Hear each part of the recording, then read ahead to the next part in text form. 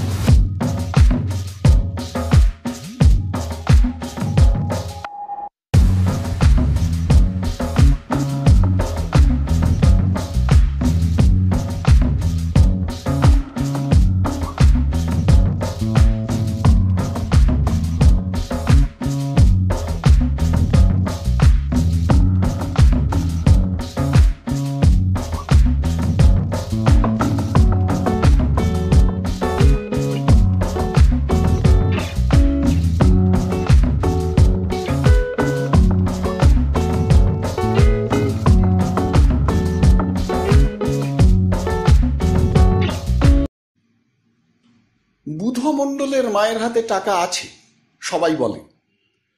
বুধমণ্ডলের অবস্থা ভালো, ধানের গোলা 2-3টে। এত বড় যে দেশব্যাপী দুর্ভিক্ষ গেল গত বছর, কত লোক না খেয়ে মারা গেল, বুধমণ্ডলের গায়ে এতটুকু আঁচ লাগেনি। বরং ধানের গোলা থেকে অনেককে ধান কর্জ দিয়ে বাঁচিয়ে রেখেছিল। সবাই বলে বুধোর টাকা বা ধান সবই ওই মায়ের, বুধোর নিজের কিছুই নেই। বুড়ির দাপটে বুধমণ্ডলকে চুপ করে থাকতে হয়, যদিও তার বয়স হলো এই 47। ওর মার বয়স 72 ছাড়িয়ে গিয়েছে। আমি কিন্তু অত্যন্ত বাল্যকাল থেকে ওকে যেমন দেখে এসেছি এখনো ঠিক তেমনি আছে। আমি অনেককাল পরে দেশে এসে আবার বাস করছি কিনা, তবে মাথার চুলগুলো যা পেকেছে। অনেকদিন আগের কথা মনে পড়ে। হরিরায়ের পাঠশালায় আমি তখন পড়ি। বিকেলবেলা তেঁতুল গাছের ছায়া দীর্ঘতর হয়ে হরিরায়ের ক্ষুদ্র চালাঘরের সামনেকার সারা উঠোন ছেয়ে ফেলেছে। ছুটি হয়, নামতা পড়ানো শুরু হবে এখন। এমন সময় কালীপদ রায় আর চণ্ডীদাস মুখুজ্জে এসে হরিরায়ের সঙ্গে গল্প জুড়লেন। কালীপদ রায় গল্পের মধ্যে বুধোর মায়ের সম্বন্ধে এমন একটা উক্তি করে বসলেন যাতে আমি অবাক হয়ে প্রৌঢ় দাদুর মুখের দিকে চেয়ে রইলাম। চণ্ডী মুখুজ্জে মশাই জবাব দিলেন, আর বলো না ও মাগির কথা, অনেক টাকা খুইয়েছি ও মাগির পেছনে। জবাবটা আজও বেশ মনে আছে। একটু বেশি পাকা ছিলাম বয়সের তুলনায়, সুতরাং স্ত্রীলোকের পেছনে টাকা খরচ করার অর্থ আমি বুঝতে পারলাম। আর একটু বয়স বাড়লে শুনেছিলাম বুধোর মা গ্রামের অনেকেরই মাথা খারাপ করেছিল। বুধোর মা বাল্য বিধবা, ওই ছেলেটিকে নিয়ে স্বামীর গোলার ধান দাদন দিয়ে কত কষ্টে সংসার নির্বাহ করেছে, এইরকমই শুনতাম।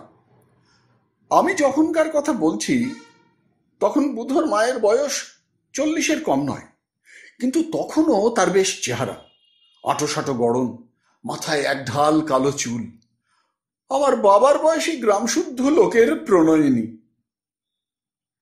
তারপর বহুবার বুধোর মাকে দেখেছি অনেক বছর ধরে। সেই এক চেহারা, এতটুকু টসকায়নি কোনোদিন। দেশ ছেড়ে চলে গেলাম ম্যাট্রিক পাশ করে। পড়াশোনা শেষ করে বিদেশে চাকরি করে বোমার তাড়ায় সেবার আবার এসে গ্রামে ঘরবাড়ি সারিয়ে বাস করতে শুরু করলাম। কাকে জিজ্ঞেস করলাম, বলে সেই বুধোর মা বেঁচে আছে। খুব, কাল ঘাটে দেখলে না? না, আজ দেখো এখন। তার মাথার চুল পেকে গিয়েছে বলে চিনতে পারোনি। 2-1 দিনের মধ্যে বুধোর মাকে দেখলাম। চেহারা ঠিক তেমনিই আছে যেমন দেখেছিলাম বাল্যে। মুখশ্রী বিশেষ বদলায়নি, শুধু মাথার চুলগুলো সাদা হয়ে গিয়েছে মাত্র। অনেকে হয়তো ভাববেন 70-72 বছর বয়সে মুখের চেহারা বদলায়নি, এ কখনো সম্ভব? তারা বুধোর মাকে দেখেননি, নিজের চোখে না দেখলে আমিও বিশ্বাস করতাম না।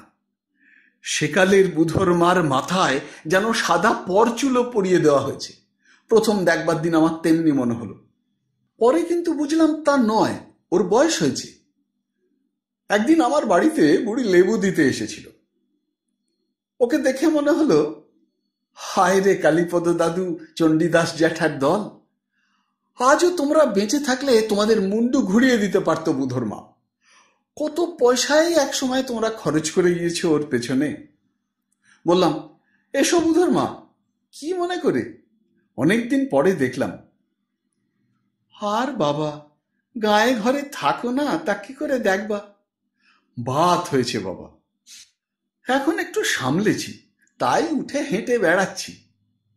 হাতে কি? গোটা কত কাগজি লেবু, বলি দিয়ে আসি যাই। তুমি আর আমার পঞ্চা 2 মাসের ছোট বড়। তুমি হলে ভাদ্র মাসে, পঞ্চা হয়েছে আষাঢ় মাসে। তা আমায় ফেলে চলে গেল। পঞ্চা মারা গিয়েছে? হ্যাঁ বাবা, অনেক দিন হয়েছে, বছর 3-4 হলো। গায়ের যাকে জিজ্ঞেস করি ওকে ভালো কেউ বলে না। একদিন ওদের বাড়ির সামনের পথ দিয়ে যাচ্ছি, দেখি ওদের বাড়িতে ঝগড়া ও কান্নাকাটির শব্দ। দাশু কুমোর রাস্তার ধারেই পণ পোড়াচ্ছে। বললাম, পণে আগুন দিলে কবে দাশু? প্রাতপের নাম দা ঠাকুর।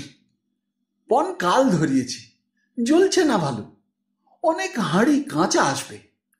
কাঠের অমিল দা ঠাকুর। তোরা কি কাঠ দিয়ে পণ জ্বালাস না পাতা দিয়ে? শুধু পাতা কি জ্বলে? দা ঠাকুরের কথার যেমন ধারা। হ্যাঁ রে, বুধুদের বাড়িতে কান্নাকাটি কিসের রে? ওই বুধর মা ছেলের বউয়ের সঙ্গে ঝগড়া করছে। বুধর বউ বুঝি খুব ঝগড়াটে? ওই বুড়ি আসল ঝগড়াটে। ওর দাপটে অত বড় বুড়ো ছেলে টু শব্দ করবার জো নেই তা ছেলের বউয়ের। সব মুঠোর মধ্যে পুড়ে বসে আছে, টাকা করি, ধানের গোলা সব ওর নামে। ছেলে কাজেই জুজু হয়ে থাকে। চিরকালের খারাপ মাগি। ওর স্বভাব চরিত্র তো ভালো ছিল না কোনো কালে। টাকা আসে কি অমনি দা ঠাকুর? ওর বড় ছেলেটা বুঝি মারা গিয়েছে, সেই পঞ্চা। সে ওই মায়ের জ্বালায় বউ নিয়ে এ গাঁ থেকে উঠে গিয়ে হিংনাড়ায় বাস করে। বড় বউটার সঙ্গেও শুধু ঝগড়া আর ঝগড়া। বুধর মার দাপটে এ পাড়া কাঁপে দা ঠাকুর। আমাদের কিছু বলবার জো নেই, সবাই কিছু না কিছু ধারে ওর কাছে। ভয়ে কেউ কিছু বলতে পারে না। কেন? বাচ্চা বাচ্চা নিয়ে ঘর করে সবাই। দরকারে অদরকারে ধানের জন্য বুড়ির কাছে হাত পাততে হয়, পয়সার জন্য হাত পাততে হয়। পাড়া শুদ্ধ সকলের মহাজন, কেডা কথা বলতে যাবে? পৌষ মাসে আমার নতুন কেনা জমিতে সামান্য কিছু ধান হলো। আমার ধান রাখবার জায়গা নেই। সকলে বললে বুধোকে বলুন, ওর গোলায় জায়গা আছে। তবে ওর মা। বুধোর মাকে গিয়ে বললাম সোজাসুজি, ওগো, আমাদের 2টো ধান রাখবে তোমার গোলায়? আমার গোলায় জায়গা কোথায় বাবা ঠাকুর? কতটি ধান? এই 20-4-5 রেখে দিতেই হবে। নষ্ট হয়ে যাবে ধান তোমার গোলা থাকতে। বুধোর মা হেসে বললে, তা রেখে দিয়ে যাও। তবে চোর কি দূরে ধান নষ্ট করলি আমারে দায়ী ক্ষতি হবে না তো?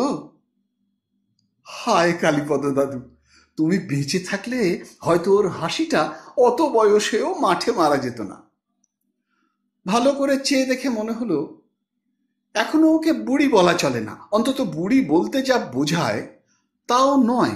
বেশ দোহারা চেহারা, লম্বা আটোসাটো গড়নের একটা আভাস আসে বটে, কিন্তু তা নয়। ঢিলে ঢালা হয়ে গিয়েছে শরীর। তবে মুখের চেহারা এখনো আশ্চর্য রকমের ভালো, এত বয়সেও। গর্ব ও তেজ ওর চাল চলনে, চোখের দৃষ্টিতে, হাত পা নাড়ার ভঙ্গিতে। খুব বড় জমিদারি থাকলে ও দাপটের ওপর জমিদারি চালাতে পারত রানী চৌধুরানীর মতো। হয়তো ক্যাথেরিন দ্য গ্রেট কিংবা এলিজাবেথ হতে পারত রাজ্য সাম্রাজ্যের অধীশ্বরী হলে। লুক্রেজিয়া বর্জিয়ার মতো নিষ্ঠুর আলো ওর চোখে এখনো খেলে, চোখ দেখে মনে হয়। কিন্তু আমার উপর ও কেন এত প্রসন্ন হয়ে উঠল কে জানে। আমার ধানগুলো গোলায় তোলবার সময় চমৎকার করে গোবর দিয়ে লেপা পোছা উঠোনে 2-10টা ধান যা ছড়িয়ে পড়েছিল, নিজের হাতে ঝাড়ন দিয়ে ঝাঁট দিয়ে খুঁটে খুঁটে তুলতে লাগলো। বললে, এসব গোলায় তুলে রাখো বাবা ঠাকুর, লক্ষ্মীর দানা নষ্ট করতে আছে, তুলে রাখো যত্ন করে। দাঁড়াও, আরো 2টো এইদিকে ছড়িয়ে আছে। পোড়ার মুখগুলো কি করে যে ধান তোলে, সব ঠেলা মারা কাজ। মন দিয়ে কি কেউ কাজ করে এ বাজারে? অনেক দিন পরে আবার ওকে দেখে ছেলেবেলাকার কথা মনে পড়ে, ভালোই লাগে। আমি বললাম, তীর্থ ধর্ম করেছ? বুড়ি জিভ কেটে বললে, সে ভাগ্যে কি আমার হবে বাবা ঠাকুর? কেন, গেলেই হয়, পয়সা করি যা হোক, অভাব তো নেই। কে বললে বাবা ঠাকুর? পাড়ার মুখ পোড়া মুখ পুড়িরা আমার নামে লাগায়, পয়সা কনে পাবো? দেখো, সে তোমার ইচ্ছে। আচ্ছা, এই গাঁ ছেড়ে কখনো কোথাও গিয়েছো? গঙ্গা স্নান করতে গিয়েলাম কালীগঞ্জে। আরংঘাটার যুগল কিশোর দেখনি? না বাবা, একবার ওপাড়ার বিনু ঘোষের শাশুড়ি ঘোষপাড়ার সতী মায়ের দোলে নিয়ে যেতে চেয়েছিল, তো আমার পায়ে ফোড়া হয়ে সেবার যাওয়া ঘটল না অদেষ্টে। অনেক দিনের কথা, তখন আমার 4 বছরের।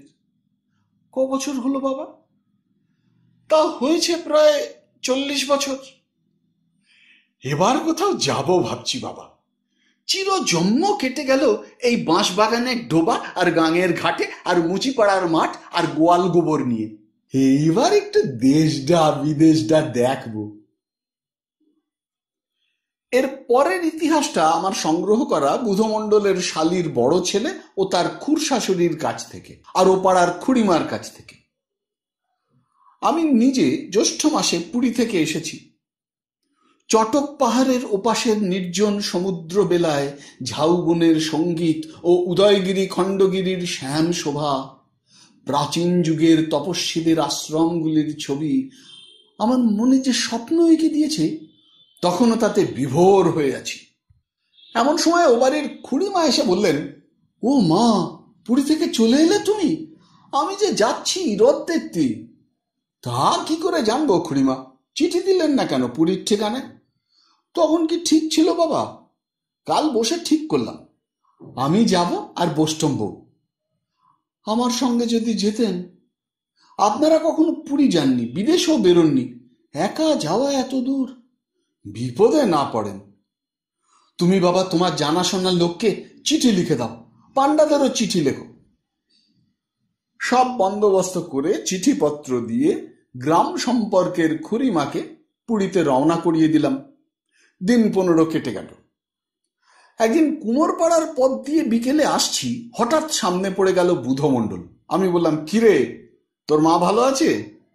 প্রাতপের নাম। আগে বাবু, মা তো চিকেত্তর গিয়েছে। সে কি, তোর মা গিয়েছে? কই জানি না তো, কার সঙ্গে? আমার শালির ছেলে আর এক খুড় শাশুড়ি গেল কিনা রথে, তাদেরই সঙ্গে। তা তো শুনিনি। ও পাড়ার খুড়িমা মানে রামের মা আর শশী বৈরাগীর স্ত্রী, ওরা গেল সেদিন। ওরা একসঙ্গে, সে বাবু আমরা শুনিনি। তাহলে তো ভালোই হতো, কিন্তু যোগাযোগ ঠিকই ঘটেছিল। ভুবনেশ্বরের বিন্দু সরোবরের তীরে বাঁধা ঘাটের সোপানে খুড়িমা সিক্ত বসনে কাপড় ছাড়বার ব্যবস্থা করছেন। হঠাৎ অল্প দূরে কাকে দেখে তিনি অবাক হয়ে সেদিকে চেয়ে রইলেন। পাশেই ছিল বোষ্টম বউ। তাকে বললেন, হ্যাঁ গা বোষ্টম বউ, ও কে দেখো তো, আমাদের গায়ের বুধুর মা না? শশী বৈরাগীর বউ চোখে কম দেখে, সে বললে, না মা ঠাকরুন, বুধর মা এখানে কন থেকে আসবে, আপনি যেমন। এগিয়ে দেখো না বউ, আন্দাজে মারলে হয় না, ও ঠিক বুধর মা, যাও গিয়ে দেখে এসো। বুধর মা হঠাৎ সামনে স্বগ্রামের বোষ্টম বউকে দেখে হাঁ করে রইল, নিজের চোখে বিশ্বাস করতে পারলে না।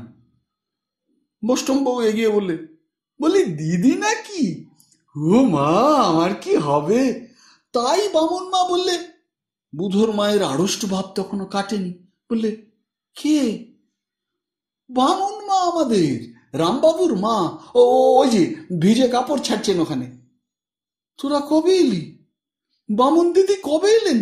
ও মা, আমি কনে যাব? ই কি কাণ্ড! তাই তো, তোরা আসবি আমাকে তো বললি না কিছু। তুমি এলে কাদের সঙ্গে? তা কি করে জানবো যে তুমি আসবে? খুড়িমা ইতিমধ্যে কাপড় ছেড়ে এগিয়ে এসেছেন। সুদূর বিদেশে নিজের গ্রামের লোকের সঙ্গে অপ্রত্যাশিতভাবে পরস্পর দেখা হওয়া, এ যাদের ভাগ্যে না ঘটেছে তারা এর দুর্লভ আনন্দের এক কণাও উপলব্ধি করতে পারবে না। বিশেষ করে এরা কখনো বিদেশে বেরোয়নি, এই সবে বিদেশে পা দিয়েই এ ধরনের ঘটনা। খুড়িমা এক গাল হেসে বললেন, ও মা, আমি কোথায় যাব? তুমি কবে এলে গা? বুধর মা বললে, কি ভাগ্যি করেলাম বামন দিদি, তীর্থস্থানে আপনার সঙ্গে দেখা হয়ে যাবে। কি আশ্চর্য কাণ্ড! কবে এলেন বামন দিদি? পরস্পর আলাপ আপ্যায়নের পর বিস্ময়ের প্রথম বেগ কেটে গেলে সবাই পরামর্শ করে ঠিক করলে এখন থেকে ওরা একসঙ্গে থাকবে সবাই। সেদিন একই ধর্মশালায় সবাই গিয়ে উঠল, মন্দির দর্শন করলে। পরদিন সকালে একত্র গরুর গাড়িতে খণ্ডগিরি উদয়গিরি যাত্রা করলে। এর পরবর্তী ইতিহাস খুড়িমা বা তাদের অন্যান্য সঙ্গীদের কাছ থেকে সংগ্রহ করা। খুব সকালে রওনা হয়ে ওরা বেলা 7টার সময় খণ্ডগিরি উদয়গিরির পাদদেশে বন নিকুঞ্জে পৌঁছে গেল। খুড়িমা লেখাপড়া জানতেন, দু একখানা মাসিক পত্রিকায় খণ্ডগিরির বিবরণও পড়েছিলেন। তিনি সঙ্গিনীদের সব বুঝিয়ে দিতে লাগলেন। বুধর মা কখনো পাহাড় দেখেনি জীবনে, এবার পুরী আসবার পথে বালেশ্বর ছাড়িয়ে পাহাড় প্রথম দেখে অবাক হয়ে যায়। উদয়গিরি আরোহণ ওর জীবনে এই প্রথম পাহাড়ে ওঠা। খুড়িমার মুখে এই গল্প শুনতে শুনতে আমি চোখ বুজে অনুভব করবার চেষ্টা করছিলাম, মাত্র কদিন আগে যে উদয়গিরির উপরকার নির্জন বনভূমিতে আমি আমার এক সাহিত্যিক বন্ধুর সঙ্গে অমনি এক সুন্দর মেঘমেদুর প্রভাতে বসে বসে বনবিহঙ্গ কাকলির মধ্যে বহু শতাব্দী পারের সঙ্গীত শুনেছিলুম, সেখানে গিয়ে বুধর মায়ের মনের সে ভার্জিন আনন্দ। সমতল পাষাণ চত্বরের মতো শৈলশিখর, যেন প্রকৃতির তৈরি পাষাণ বেদি। কত বন্য লতাপাতা, কুচিলা গাছের জঙ্গল, কত গুহা, কত কারুকার্য, কত যক্ষ যক্ষিণী, কত নাগ নাগিনী, পাষাণে পাষাণে মৌন অতীতের কত মুখরতা। বুধর মা বলে উঠল, কি চমৎকার পাথরে বাঁধানো ঠাঁই বামন দিদি, আমাদের গায়ে শুধু কাদা আর ধুলো। কত ভাগ্যি করলি তবে এসব জায়গায় আসা যায়। আচ্ছা, ওসব ঘরের মতো তৈরি করেছে কারা পাহাড়ের গায়ে? মুনি ঋষিদের গুহা। মুনি ঋষিদের কি বললে বামন দিদি? গুহা মানে থাকবার ফোকর। কে করেছে এসব? গভর্নমেন্টও? সেকালে রাজা রাজরারা তৈরি করেছেন।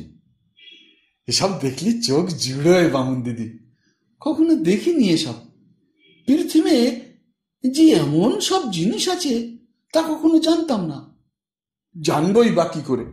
চিরকাল বাঁশবন, ডোবা আর গরুর গোয়ালেই নিয়েই তো আছি।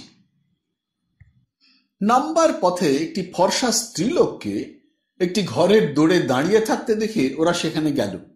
খুড়িমা বললেন, আপনার এখানে ঘর? স্ত্রীলোকটি উড়িয়া ভাষায় বললে, হ্যাঁ, নিজের ঘর। তোমরা কোথায় যাবে? হ্রদ দেখতে এসেছি বাংলাদেশ থেকে। এখানে খাবার কিছু পাওয়া যায়? আমি মুড়ি বিক্রি করি, আর আচার আছে, লঙ্কার, আমের, কুলের। কিরকম আচার দেখি? স্ত্রীলোকটি ঘরের ভেতর থেকে যা হাতে করে এনে দেখালে সে কতগুলো নুন মাখানো আমের টুকরো আর কুল। খুড়িমা বা তার সঙ্গিনীরা সেসব পছন্দ করলে না। পথে আসবার সময় খুড়িমা বললে, ও মা, ওর নাম নাকি আচার, আমশি আর শুকনো কুল, ওর নাম নাকি আচার। এখানে আচার তৈরি করতে জানে না বাপু। বুধর মা তো আচার দেখে তখন হেসেই খুন হয়েছিল। বললে, না একটু তেল, না একটু গুড়, না দুটো মেথি কি কালো জিরে, আচার বুঝি অমনি হয়? আপনারা যেমন খান আমাদের তো তা কিছুই হয় না, তা ওদের চেয়ে ভালো হয়। ভুবনেশ্বর স্টেশনে বিকেলে ওরা এলো পুরী প্যাসেঞ্জারের জন্যে। ট্রেনের তখনও দেরি। দক্ষিণ দিক থেকে সমুদ্রের অবাধ হাওয়া বইছে প্ল্যাটফর্মে। শেষ রাত্রে উঠে ভুবনেশ্বর যেতে হয়েছিল। বুধোর মা ঘুমিয়ে পড়ল সেখানে কাঁথা পেতে। 2 ঘন্টা পরে ওদের প্রথম সমুদ্র দর্শন হলো পুরীতে। আষাঢ় মাসের দিন, তখনও সন্ধে হয়নি। পান্ডা বললে, দেখুন মা। বুধোর মা অবাক হয়ে দাঁড়িয়ে রইল সমুদ্রের ধারে। নীল সমুদ্র ধু ধু করছে যতদূর চোখ যায়। ফেনার ফুল মাথায় বড় বড় ঢেউ এসে আছাড় খেয়ে পড়ছে বালু বেলায়। দক্ষিণে বামে সামনে অকুল জলরাশি। খুড়িমা, বৈষ্ণব, বুধোর মা সকলেই নির্বাক নিষ্পন্দ। খুড়িমার যেন কান্না আসছে। কতক্ষণ পরে ওদের চমক ভাঙল। বুধোর মা আঙুল দিয়ে দেখিয়ে বললে, কি কাণ্ড বামুন দিদি, এমন কখনো ঠাওর করিনি গায়ে থাকতে। খুড়িমা বললেন, তাই বটে। বুধোর মা বললে, উহ রে জল। খুড়িমা বললেন, তাই। কেউই চোখ ফেরাতে পারছিল না সমুদ্রের দিক থেকে। ভেবে ভেবে বললে বুধোর মা, আচ্ছা বামুন দিদি, ওপারে কি গা? খুড়িমা বললেন, ওপারে ওপারে লঙ্কার দ্বীপ। রাম রাবণের সেই লঙ্কা বামুন দিদি? হ্যাঁ। কি কাণ্ড! একদিন মরছিলাম ডোবায় আর বাঁশবনে পচে।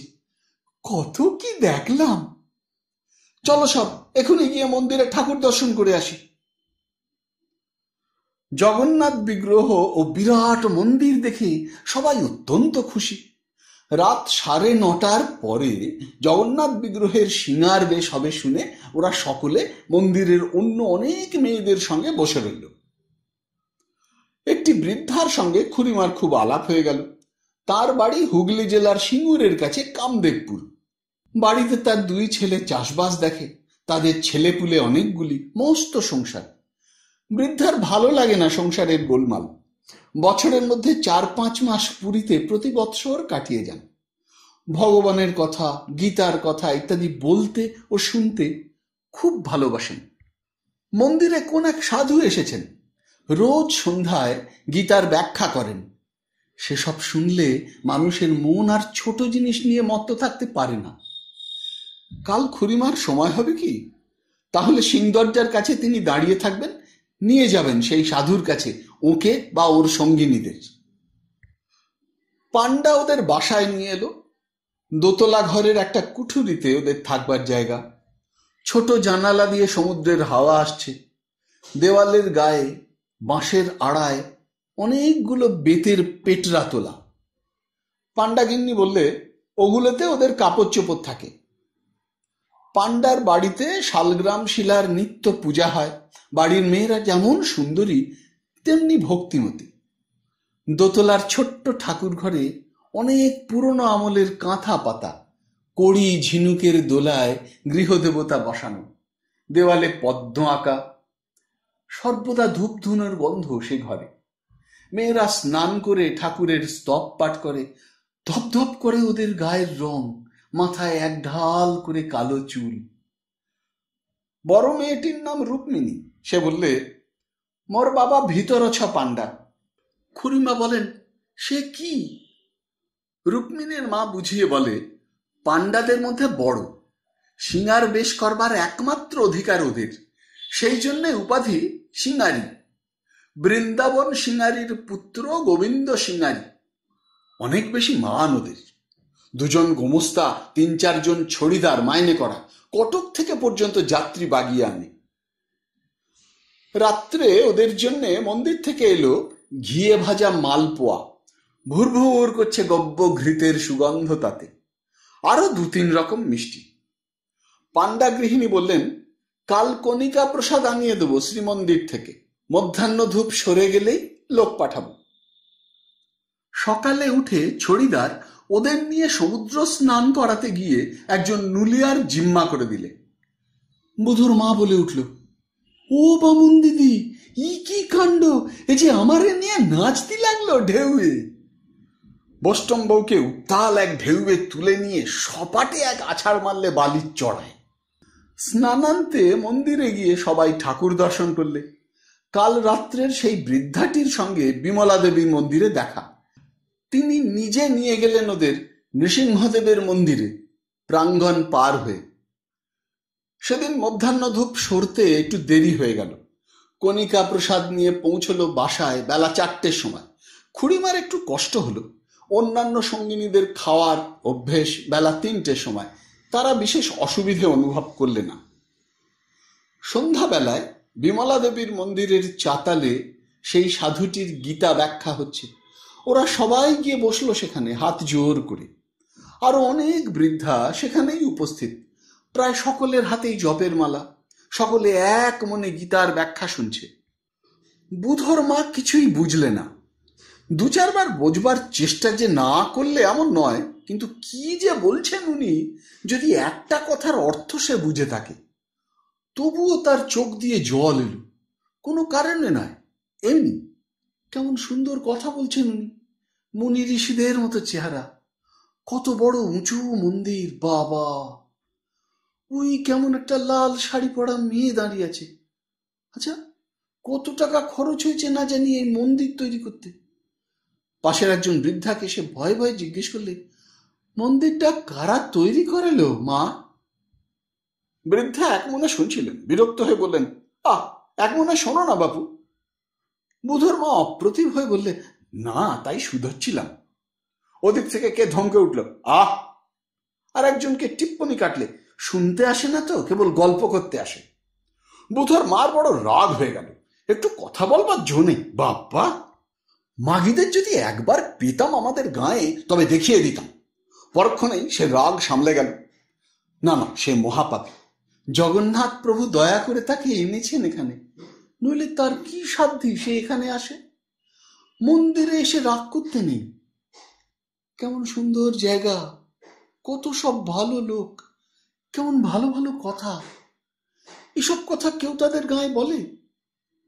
ওরকম বুড়ো তো কতই আছে।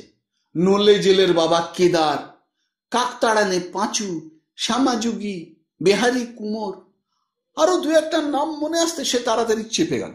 ওসব কিছু নয়, মুখে মার ঝাঁটা মুখ পোড়াদের। এতকাল সে কোথায়, কোন গর্তে পড়েছিল? কি চমৎকার জায়গা, কি পুণ্যের জায়গাতে জগন্নাথ দয়া করে তাকে এনে ফেলেছেন। গীতার ব্যাখ্যা শেষ হয়ে গেলে সবাই যখন চলে আসছিল, তখন সে আবার কাকে জিজ্ঞেস করলে, আচ্ছা, এ মন্দিরটা কে তৈরি করালো মা ঠাকুরন? বিশ্বকর্মা। বটে? বুধর মা আবার অবাক হয়ে কতক্ষণ মন্দিরের দিকে চেয়ে রইল। খুড়িমা পেছন থেকে বললেন, ও বুধর মা, অমন কথা বলতে আছে শাস্ত্রপাঠের সময়? ছি, আর অমন করো না। রাত্রে বাসায় এসে বুধর মায়ের উৎসাহ কি! বললে, ও বামুন দিদি, বড্ড ভালো লাগছে আমার। যে কটা টাকা হাতে আছে তীর্থ ধর্মেই খরচা করব। কি ভাগ্যি ছিল আমার যে এখানে এনেছেন জগন্নাথ। রুক্মিণীর মা ওদের কাছে বসে বসে জগন্নাথ দেবের অনেক মহিমা কীর্তন করলেন। কলিকালের জাগ্রত দেবতা জগন্নাথ, যে যা কামনা করে তাই তিনি পূর্ণ করেন। কলিকালে অন্ন ব্রহ্ম, অন্নদান মহাসেবা, তাই তিনি শুধু অন্ন বিতরণ করছেন 2 হাতে। যে যেখানে ক্ষুধার্ত আছে সকলকে শুধু পেট ভরে খাওয়াচ্ছেন তিনি। ধ্যান ধারণা তপস্যা এসব শিখেই তুলে রাখো। অন্ন বিলো, শুধু অন্ন বিলো, অন্নদান মহাযজ্ঞ। বুধর মা এই কথাটা কিছু কিছু বুঝতে পারে। গত বছর বর্ষাকালে যখন লোকে না খেয়ে মরছে তাদের গায়ের আশেপাশে, তখন নিজের গোলা থেকে সে মুচিপাড়ার 17 জন লোককে বিনা বাড়িতে 9-20 ধান কর্জ দিয়েছিল। কেউ কেউ বলেছিল, মুচিদের ধান কর্জ দিলে বুধর মা, ওদের লাঙল নেই, জমি নেই, কর্জ শোধ দেবে কি করে? বাড়ি দেওয়া তো চুলোয় যাকে। বুধর মা গ্রাহ্য করেনি সেসব কথা। আজ সিঙ্গারি গিন্নির মুখে জগন্নাথের অন্নদান মাহাত্ম্য শুনে ওর বুকখানা 10 হাত হলো। ভগবান তাকে ঠিক পথেই চালিয়ে নিয়ে গিয়েছেন তাহলে। সবাই তাকে মন্দ বলে তাদের গায়ে, তারা এসে দেখুক এখানে। সন্ধ্যাবেলা মন্দিরে ঠাকুর দর্শন করতে গিয়ে বিগ্রহের দিকে চেয়ে ও আজ ভালো করে দেবতাকে যেন বুঝতে পারলে। সে যা বোঝে, অন্নদান মহাপুণ্য। সে নিজের গোলার ধান আর বছর আকালের সময় বার করে মুচিদের দিতে যায়নি। গনসামুচির ভাই বউ ছোট্ট খোকাটার হাত ধরে এসে ওকে আর বছর শ্রাবণ মাসে বললে, ও দিদিমা, কাল থেকে মোর খোকার পেটে দুটো দানাও যায়নি। একটা উপায় যদি না করেন, সব শুদ্ধ না খেয়ে মরতে হবে। দামা বেঁধে তোমার নাতি আজ 2 দিন আগে 8 আনা রোজগার করে এনেলো।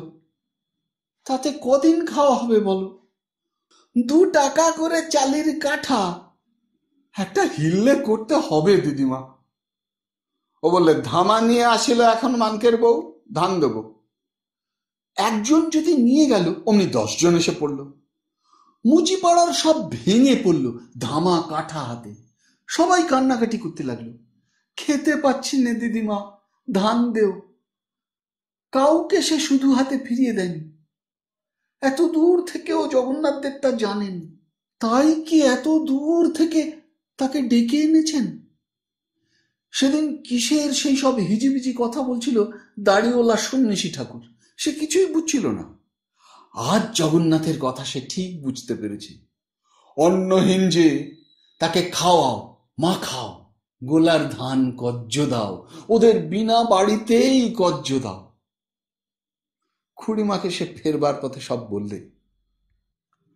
জ্যোৎস্না রাত্রে সমুদ্রের ধারে ওরা সবাই গেল, বুধর মাও গেল। কুল কিনারা নেই জলের। আর কি চমৎকার জ্যোৎস্না! কাল যে বৃদ্ধাটির সঙ্গে মন্দিরে দেখা, তিনিও ছিলেন। কে একজন বড় সন্ন্যাসী, নাম শ্রী চৈতন্য, এমন জ্যোৎস্না রাতে নাকি সমুদ্রে ঝাঁপ দিয়ে পড়েছিলেন।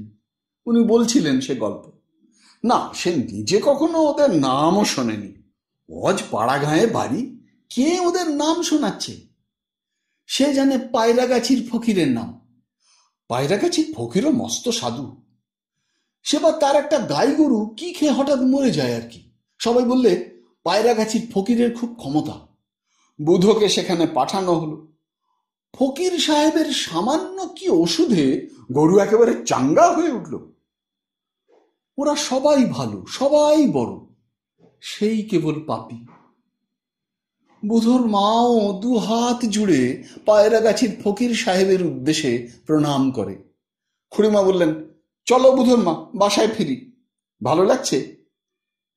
পাপ মুখে কি করে আর বলি বামুন দিদি। ইচ্ছে হচ্ছে জগন্নাথের পায়ে চিরজন্ম পড়ে থাকি। শুধু ওই ছোট নাতনিটার মায়া। আমার হাতে না হলে দুষ্টু মেয়ে খাবে না। এখন বসে বসে তার কথাটাই বড্ড মনে হচ্ছিল। আহা, কদিন মুখটা দেখিনি। বুধর মা আঁচলে চোখ মুছলে।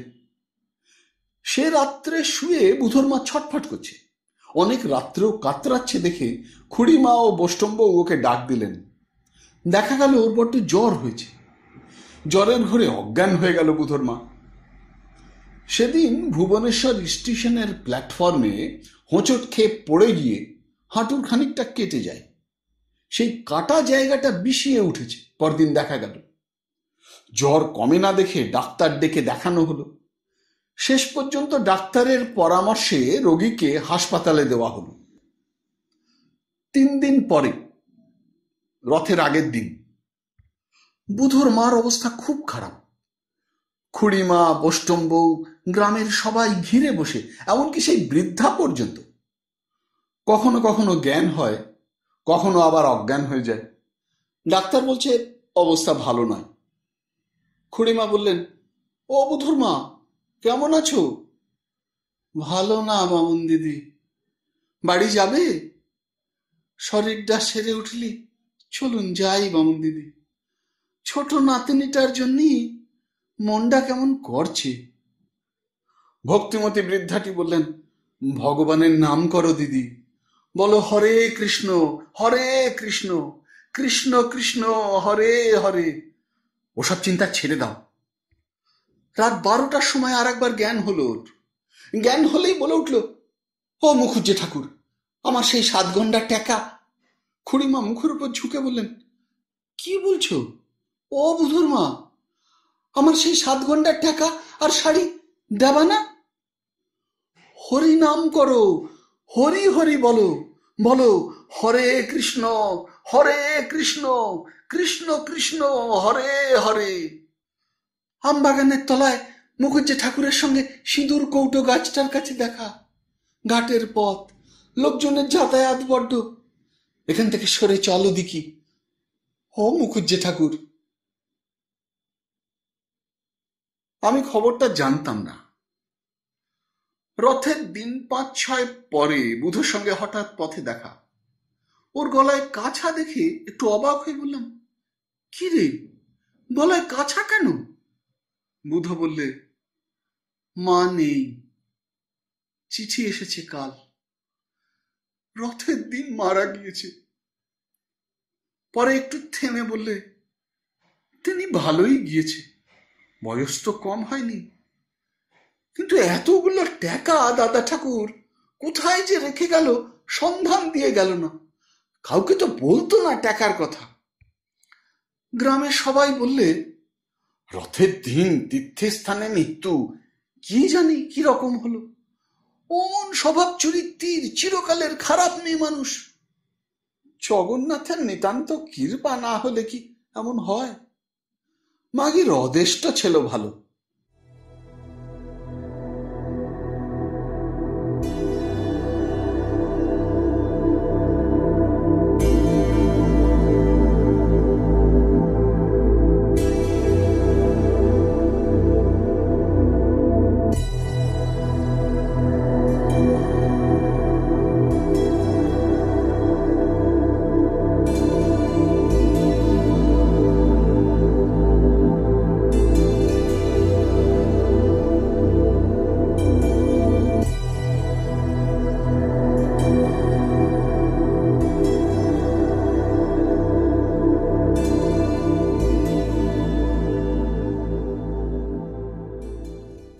শুনছিলেন বাংলা সাহিত্যের অন্যতম শ্রেষ্ঠ কথা সাহিত্যিক বিভূতিভূষণ বন্দ্যোপাধ্যায় বিরচিত ছোট গল্প বুধোর মায়ের মৃত্যু।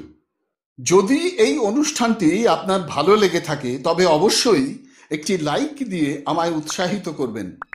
যারা এখনো আমার এই চ্যানেলটিকে সাবস্ক্রাইব করেননি তারা অনুগ্রহ করে সাবস্ক্রাইব বোতামটি টিপে আমার এই চ্যানেলটিকে সাবস্ক্রাইব করে নেবেন এবং ভিডিওর কমেন্ট বক্সে আপনার মূল্যবান মতামত জানিয়ে চ্যানেলটিকে আরও এগিয়ে নিয়ে যেতে আমায় সাহায্য করবেন। ভালো থাকুন, পাশে থাকুন, সুস্থ থাকুন আর শুনতে থাকুন সাহিত্যের মণিমাণিক্যগুলি অনুষ্ঠানটি। নমস্কার।